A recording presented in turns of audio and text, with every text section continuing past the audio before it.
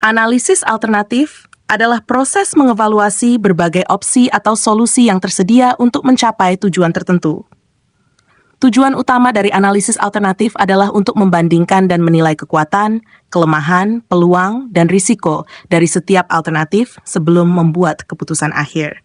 Ini adalah langkah kritis dalam pengambilan strategis yang memungkinkan pengambil keputusan untuk memilih opsi yang paling sesuai dengan kebutuhan, sumber daya, dan situasi tertentu.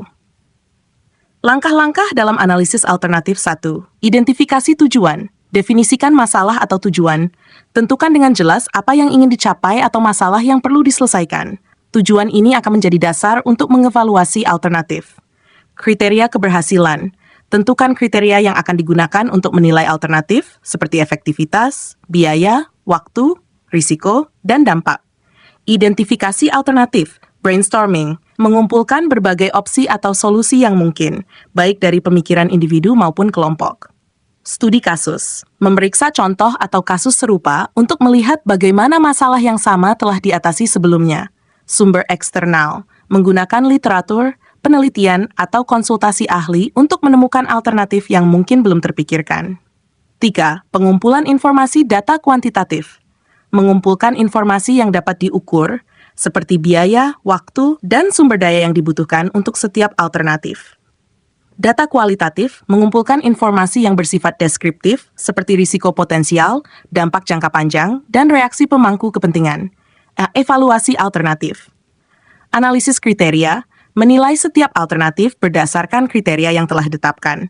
Ini bisa melibatkan penilaian subjektif, misalnya pro dan kontra, atau objektif, misalnya skor numerik. Analisis SWOT, menilai kekuatan, strengths, kelemahan, weaknesses, peluang, opportunities, dan ancaman threats dari setiap alternatif. Analisis risiko, mengidentifikasi dan menilai risiko yang terkait dengan setiap alternatif, termasuk dampak dan probabilitasnya. Analisis biaya manfaat, membandingkan biaya dan manfaat dari setiap alternatif untuk menentukan nilai ekonominya. Analisis dampak, mengevaluasi dampak jangka panjang dari setiap alternatif pada organisasi, masyarakat, lingkungan, atau aspek lain yang relevan. 5. Pemeringkatan dan pemilihan alternatif. Pemberian bobot, menetapkan bobot pada kriteria yang berbeda berdasarkan pentingnya masing-masing, lalu memberi skor pada setiap alternatif. Matriks keputusan, menggunakan matriks untuk membandingkan dan merangkum hasil evaluasi, yang memudahkan dalam mengidentifikasi opsi terbaik. Pemilihan alternatif terbaik. Berdasarkan evaluasi, pilih alternatif yang paling memenuhi tujuan dan kriteria yang telah ditetapkan. 6. Penyusunan rencana implementasi. Rencana tindakan. Setelah alternatif dipilih, buat rencana untuk implementasinya, termasuk langkah-langkah konkret, alokasi sumber daya, dan timeline. Pengelolaan risiko. Merencanakan strategi untuk mengelola risiko yang terkait dengan implementasi alternatif yang dipilih. Monitoring dan evaluasi. Menyiapkan mekanisme untuk memantau kemajuan dan mengevaluasi keberhasilan implementasi. Contoh penerapan analisis alternatif 1. Peluncuran produk baru. Perusahaan dapat menggunakan analisis alternatif untuk memilih antara beberapa konsep produk baru dengan mempertimbangkan biaya pengembangan, potensi pasar, dan risiko teknologi. Strategi masuk pasar. Sebelum memasuki pasar baru, perusahaan mungkin menilai berbagai metode, seperti mendirikan cabang baru, bermitra dengan perusahaan lokal, atau melakukan akuisisi.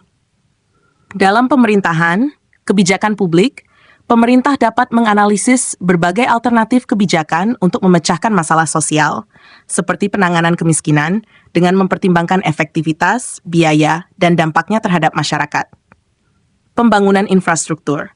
Sebelum memutuskan untuk membangun jalan raya baru, pemerintah mungkin mengevaluasi alternatif lain, seperti meningkatkan transportasi umum atau memperbaiki infrastruktur yang ada.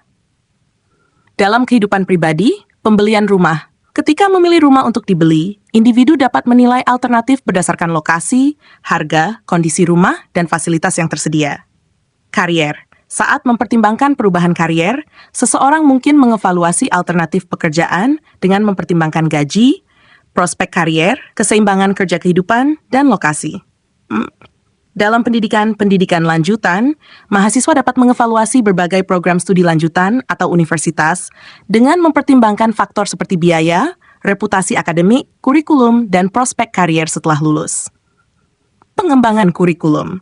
Institusi pendidikan mungkin menganalisis alternatif dalam mengembangkan kurikulum baru untuk memastikan relevansi dan efektivitasnya dalam mencapai tujuan pendidikan. Kesimpulan, analisis alternatif adalah alat yang penting dalam pengambilan keputusan yang membantu pengambil keputusan untuk mempertimbangkan berbagai opsi sebelum membuat pilihan. Dengan mengevaluasi alternatif secara sistematis dan objektif, pengambil keputusan dapat mengidentifikasi solusi terbaik yang memenuhi tujuan dan meminimalkan risiko. Proses ini tidak hanya meningkatkan kualitas keputusan, tetapi juga membantu dalam mengelola sumber daya dengan lebih efisien dan mengurangi potensi dampak negatif. Demikian, semoga bermanfaat.